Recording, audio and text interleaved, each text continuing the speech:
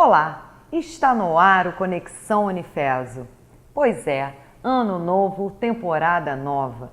E para você que ainda não planejou o que vai fazer da sua vida profissional em 2017, ainda dá tempo.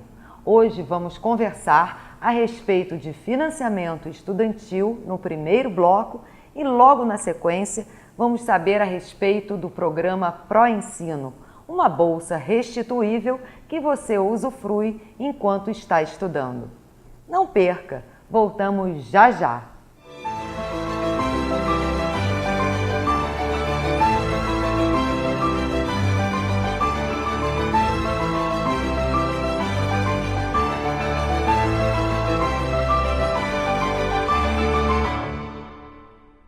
Estamos de volta com Conexão Unifeso, o programa que leva a nossa instituição até você. Hoje recebemos a professora Roberta Amaral, que é economista e também professora do Unifeso em vários cursos.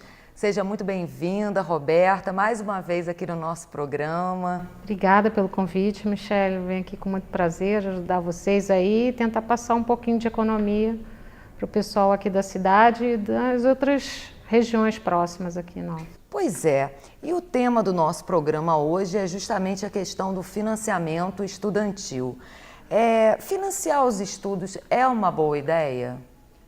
Olha, Michele, financiar é um sonho que a gente tem, sempre uma boa ideia, desde que a gente possa pagar por esse financiamento. Então, o grande problema é que as pessoas pegam financiamentos em excesso. Então, desde que seja um financiamento adequado às suas condições e que esteja dentro do seu orçamento, é uma boa ideia. Por quê? Porque normalmente o investimento no estudo não é só um gasto, né? O próprio nome diz, é um investimento. Então, uma coisa que no futuro tende a te dar um retorno. Então, a pessoa acaba ganhando mais, né? Porque exatamente. Tem uma capacitação melhor. Tem estudos que mostram que a pessoa que tem um curso de graduação, em média, tem uma remuneração maior do que aquela que não tem. Então, no fundo, é você, de alguma forma, viabilizar a possibilidade de você ter uma renda maior no futuro. E qual é a vantagem do FIES em relação a outros tipos de financiamento? Porque quando a gente fala de financiamento estudantil, né, o primeiro programa que vem muito à mente é a questão do FIES, que foi um grande programa que o governo lançou. Na verdade, a história do FIES já é até bastante antiga. Só que ele ganhou muita notoriedade nos últimos tempos porque cresceu muito a oferta disponibilizada pelo governo. Antigamente existia o programa, mas ninguém nunca tinha visto, porque não era oferecido crédito à população, né? Então, nos últimos anos, o governo tem aumentado a possibilidade de ofertar esse financiamento para quem estiver fazendo uma graduação sob certas circunstâncias. Então, é um programa que normalmente tem juros bem abaixo dos juros cobrados no mercado. Então, é como você pegar um empréstimo mais barato. Como se fosse, por exemplo, uma compra da casa própria com recursos do FGTS. Você faz você tem um custo menor. Na verdade, para quem pega o empréstimo, não tem muito, não faz muita diferença de onde vem o recurso, né? Então, imagina que eu queira comprar uma casa própria, mas eu nem sei se o recurso vem da caderneta de poupança, do FGTS, de alguém que vai lá e deposita o dinheiro no banco. Para o estudante que vai pegar esse recurso, o que interessa para ele é saber quanto custa. E quanto mais barato, melhor, né? Imagina que você consiga comprar um carro, você vai buscar, você tem o mesmo modelo em diferentes concessionários, você vai procurar aquele mais barato. Então, o FIES é um jeito de financiar a graduação, mas pagando uma taxa de juros mais em conta.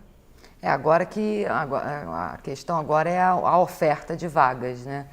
O governo reduziu significativamente a oferta de vagas pelo FIES, né? Porque na verdade o governo está com poucos recursos disponíveis, né? A gente está vivendo uma crise financeira e tem prioridades, então o governo não está mais com tanto recurso disponível para emprestar para aqueles que se habilitarem para fazer o FIES. Então, hoje, na prática, quem procura o financiamento estudantil tem muita dificuldade. E na sua opinião, assim, como economista, qual o limite de juros aceitável para um financiamento? Quer dizer, quando a pessoa contrata um financiamento como esse, que é um financiamento que não é de curtíssimo prazo, né? Queria que você explicasse um pouquinho para quem está em casa, que está pensando em fazer um financiamento nesse contexto, qual o limite de juros que você acha aceitável? As pessoas, na verdade, isso depende de caso a caso, porque depende do tamanho do sonho de cada um, da possibilidade de cada um, do momento de vida de cada um, né? Então, eu como professora vejo estudantes que estão na faixa dos 30, 40 anos, que já têm família, que têm que sustentar seus filhos, tem outros que são novos, 18, 19 anos, então não tem tanta dificuldade assim de ter um recurso que ele tem que ter já separado para a sua família. Então varia de caso a caso, porém a gente não espera, sendo um financiamento de longo prazo, que ele seja muito caro. Então eu particularmente acho que um bom limite é a gente pensar alguma coisa assim um pouco abaixo do que é a taxa de juros básica da economia. Então ontem teve a reunião do Banco Central, eles decidiram baixar a taxa de juros básica. Hoje ela está em 13,25% ao ano. E o que significa essa taxa de juros básica?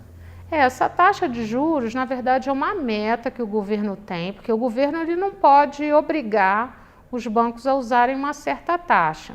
Então, é uma meta que ele tem, aí ele vai usar os artifícios que ele tiver para levar o mercado até essa meta, para que seja a taxa de juros vigente na média dos empréstimos entre os bancos, porque os bancos também precisam de empréstimos, né?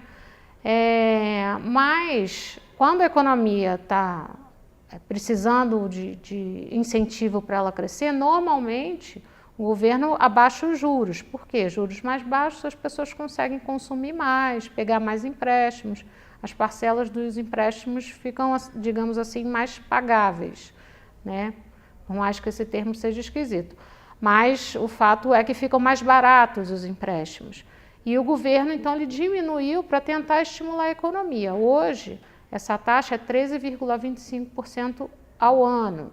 Se a gente comparar com uma taxa de juros, por exemplo, de cartão de crédito, dependendo do seu crédito, chega a ser 13,25% ao mês. Então, é uma taxa bem mais em conta. O FIES, acho que os contratos, eu não sei a fundo qual a taxa que estão praticando, mas era alguma coisa mais baixa ainda. Mas eu acho que no limite, assim, a gente pensar em alguma coisa próxima da taxa que o governo praticar, hoje está em 13%, se a gente pensar em 10%, 11% ao ano, é uma taxa boa. Se o governo continuar abaixando, a gente pode imaginar taxas ainda menores. Então a referência é a taxa básica de juros e não, por exemplo, a inflação projetada.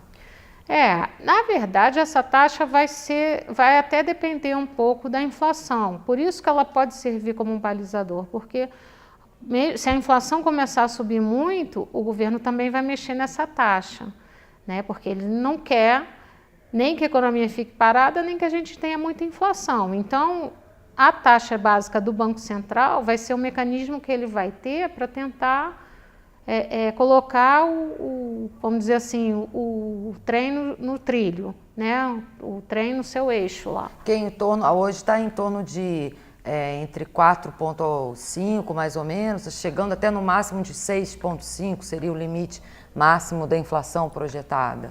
A inflação esperada pelo governo, a meta é de 4,5, mas ela pode variar 2 pontos percentuais para cima ou para baixo. Então, é aceitável que ela fique entre 2,5 e 6,5. Se começam a aparecer sinais de que ela está explodindo, o governo vai lá e aumenta a taxa de juros. É essa a taxa básica. Essa é a taxa básica. Mas quando a pessoa faz, então, esse contrato de financiamento, esse juro já é, digamos, prefixado, né? Você já contratualiza aqueles juros logo no início. Sim, do FIES, sim, né? Então, essa taxa de juros básica da economia serve mais como um parâmetro para a pessoa comparar e ter certeza se aquela taxa é boa ou não. Então, qualquer taxa que seja acima dessa taxa da Selic, que é a taxa básica do governo, é um empréstimo caro para qualquer coisa. Também para o financiamento de graduação, né, de curso universitário. Então, para o financiamento estudantil, qualquer taxa acima dessa taxa básica é bastante alto, é muito alto. Mas serve para a gente ter como balizador para qualquer empréstimo que a gente venha adquirir. E no caso do comprometimento da renda das pessoas, né? A gente tem aquele salário, né? Às vezes, dentro desse contexto que a gente está vivendo, alguns setores estão até sofrendo drasticamente com essa questão, nem sabem se vão ter salário, né? Mas para aquelas pessoas que têm tido uma remuneração constante, existe um percentual aconselhável de comprometimento da renda, por exemplo, com o financiamento estudantil ou com a aquisição de um bem, como se fosse um apartamento, um carro, um bem um bem durável? Sim, de novo, depende muito da condição de vida da pessoa, né? É uma pessoa mais jovem, é uma pessoa que está em outra fase da vida, que tem família, que não tem, mas em média a gente pode dizer que é assim, aceitável que eu tenha um comprometimento de 30% da minha renda com financiamento. Qualquer financiamento? A soma deles.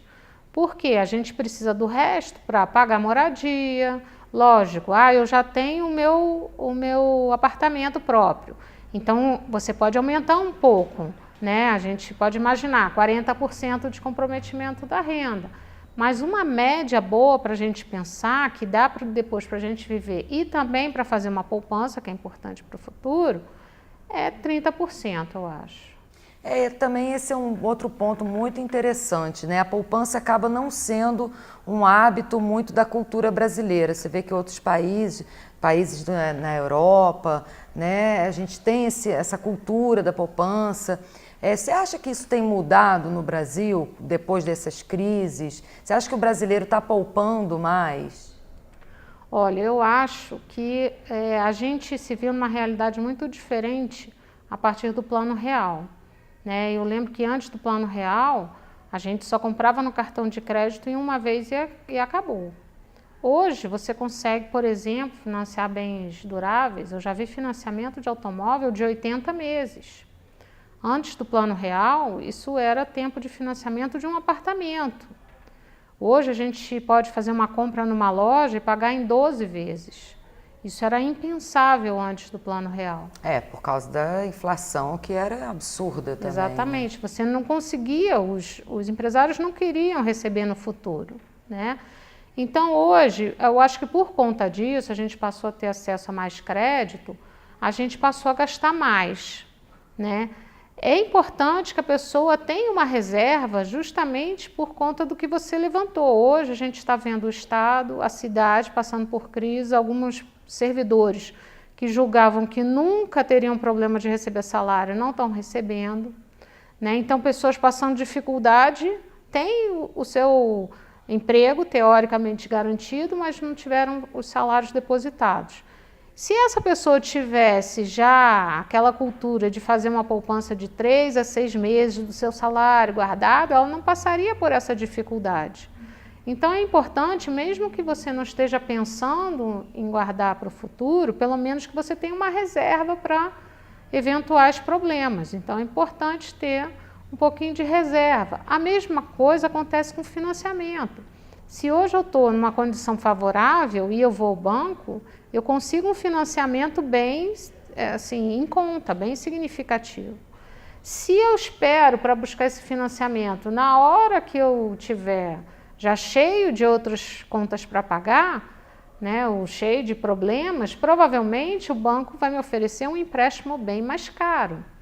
Então isso quer dizer, também... no lugar do banco te ajudar a sair da crise, ele ainda coloca você numa situação um pouco pior, né?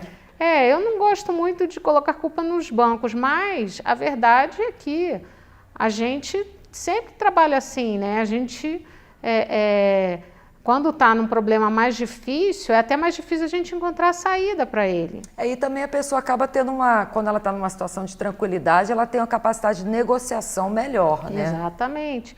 Então é sempre importante a gente buscar prevenção em tudo, né? A gente escuta muito falar em prevenção da saúde, mas a prevenção da saúde financeira também é importante. E se você tiver essa reserva, você consegue taxas melhores, por exemplo. Condições melhores de pagamento, às vezes prazos maiores para pagar, se aquilo for melhor para você. E a mesma coisa com relação ao financiamento estudantil também, né? Então, se você está numa situação mais favorável, você tem mais condição até de fazer bem o seu curso. Imagina você, no meio do semestre, ser pego de surpresa e descobrir que não vai conseguir terminar aquele semestre. É ruim. Se você já se precaveu antes, já tem uma condição melhor, já tem aquilo pré-estabelecido, já sabe quanto vai pagar de juros. Já criou uma meta, né? Já se planejou, já definiu o que você vai fazer. Isso faz com que você tenha condições de ter uma previsão melhor, né? E aí a gente se prepara. Prevenindo, a gente se prepara para os maus e para os bons momentos, para os dois, para ambos. E hoje o Unifes oferece, né, uma bolsa restituível que é o Proensino. Você acha que essa é uma boa opção para quem está buscando essa oportunidade do financiamento e que, por exemplo, não conseguiu o FIES, não entrou dentro do limite das vagas? O que você acha desse programa? Eu acho, como eu falei, tudo depende do sonho que a pessoa tem e do que ela espera. A princípio, para mim, é uma ideia excepcional. Por quê? Você, na verdade, não está só gastando, né, com as mensalidades, você está investindo numa perspectiva de melhorar a sua renda no futuro. Então, você vai deixar para pagar no futuro uma coisa com uma renda que você também vai ter a mais, né? Fora que a gente está se aproximando com esse modelo um pouco do modelo americano. É comum nos Estados Unidos você ter muitos estudantes universitários financiados por ex-alunos. Então, o aluno entra na faculdade, não tem condição de arcar com o curso, porque lá os cursos são caríssimos, e tem os fundos feitos com dinheiro de ex-alunos. Então, é comum, São por desses exemplo, pagamentos que os ex-alunos vão fazendo. Exatamente. E assim, tem muito aluno que manda além do pagamento. Ele manda porque ele acha que é importante ter esse fundo. Então, o próprio ex-aluno, depois de 30, 40 anos formado, contribui também para o fundo, né? Para quê? Para que os estudantes possam se beneficiar dessas bolsas. E a ideia é essa, então. Lógico que o primeiro grupo vai ter um financiamento da instituição, mas daqui a 4, 5 anos, as pessoas que começarem a restituir o Proensino, elas vão estar bancando os próximos estudantes, pelo valor da mensalidade. Então, é um empréstimo que, teoricamente, é justo, porque os aumentos dele vão ser em função dos aumentos da mensalidade. Para quê? Para resguardar a possibilidade da próxima geração que vier poder ser financiada por esses que já se formaram, já estão se beneficiando, porque já estão trabalhando com uma renda maior. E com isso acaba gerando um movimento muito positivo em relação à qualidade da mão de obra ofertada no próprio país, né? Na cidade, estado e no país, né? Porque você tem umas gerações, né, bem formadas e que contribuem, né? Você tem impactos na produtividade. Com certeza. A gente lá na instituição tem um teste anual que a gente faz e um estudo que a gente já fez com base nesse teste, a gente avalia que, em média, pelo menos nos cursos que eu dou aula de administração e ciências contábeis, em média, naqueles 4 anos de graduação, o estudante dobra o seu conhecimento. Então, imagina eu entrar numa instituição com um certo conhecimento, né? Vamos imaginar que eu estou com 20 anos, 19, 20 anos, ingressei no curso, sou calouro. Eu tenho conhecimento em 4 anos, que é 1/5 da minha vida, eu dobro aquele conhecimento. Um conhecimento todo de uma vida, né? Exatamente. Você dobra em pouquíssimo tempo. E isso, com certeza, se traduz em mais produtividade e mais ganho para o próprio empregador. Professora Roberta, eu quero agradecer mais uma vez pela sua participação no nosso programa, Obrigada no Conexão Unifeso. E para você que está aí nos assistindo, nós voltamos já já. Temporada nova, cenário novo, estamos cheios de novidade para todo mundo que curte o Conexão Unifeso. No próximo bloco vamos conversar com o professor Richard Rezende, que vai nos contar sobre o Pró-Ensino, esse programa de financiamento estudantil do Unifeso. Não saia daí, é já já.